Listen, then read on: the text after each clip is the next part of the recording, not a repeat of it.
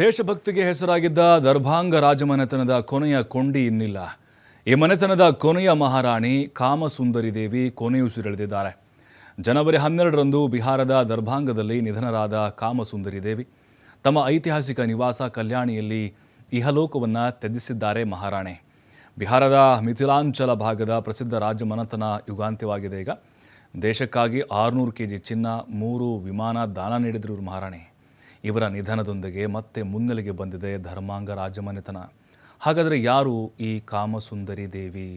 ದರ್ಭಾಂಗ ಮಹಾರಾಜ ಕಾಮೇಶ್ವರ ಸಿಂಗ್ ಅವರ 3ನೇ ಹೆಂಡತಿಯವರು 1932 ಅಕ್ಟೋಬರ್ 22ರಂದು ಒಡಿಶಾದ ಮಧುಬನಿ ಜಿಲ್ಲೆಯಲ್ಲಿ ಜನಿಸ್ತಾರೆ.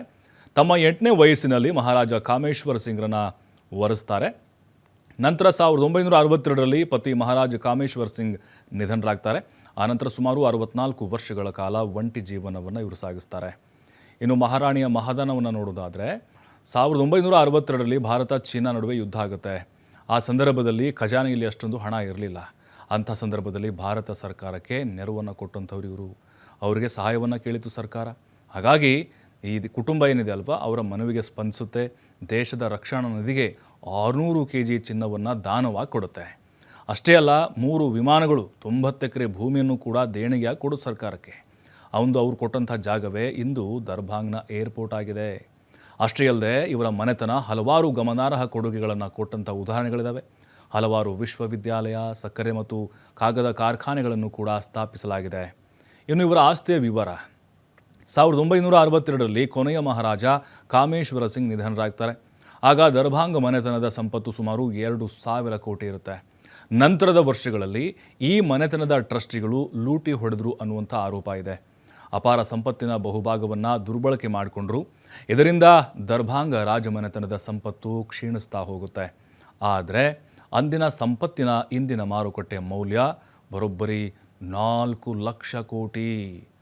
14 ದೊಡ್ಡ ಕಂಪನಿಗಳು ಮತ್ತು ದೇಶ ವಿದೇಶಗಳಲ್ಲಿ ಇವರ ಒಡೆತನದ ಬಂಗಲೆಗಳಿದಾವಂತೆ. ನೋಡಿ ಎಷ್ಟಿದೆ ಆಸ್ತಿ ಇವ್ರದ್ದು.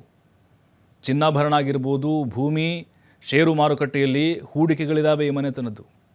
ಇದಷ್ಟೇ ಅಲ್ಲ, ಶಿಕ್ಷಣಕ್ಕೆ ಅಪಾರವಾದಂಥ ಕೊಡುಗೆಯನ್ನು ಕೊಟ್ಟಿದೆ ಇದು. ಲಲಿತ್ ನಾರಾಯಣ್ ಮಿಥಿಲಾ ವಿಶ್ವವಿದ್ಯಾಲಯ ಇವರದೇ ಕೊಡುಗೆ ಅದು.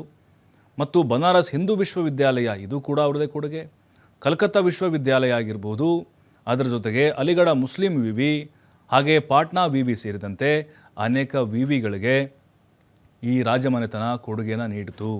ಹಾಗಾಗಿ ಸಾಕಷ್ಟು ಸಂದರ್ಭಗಳಲ್ಲಿ ಮತ್ತು ಸರ್ಕಾರಕ್ಕೆ ಖಜಾನೆ ಖಾಲಿ ಅಂತ ಅಂದಾಗ ಸ್ವತಃ ಸರ್ಕಾರವೇ ಅವರ ಬಳಿ ಹೋಗಿ ಅವರ ನೆರವನ್ನು ಕೋರಿದಂಥ ನಿದರ್ಶನಗಳಿದ್ದಾವೆ.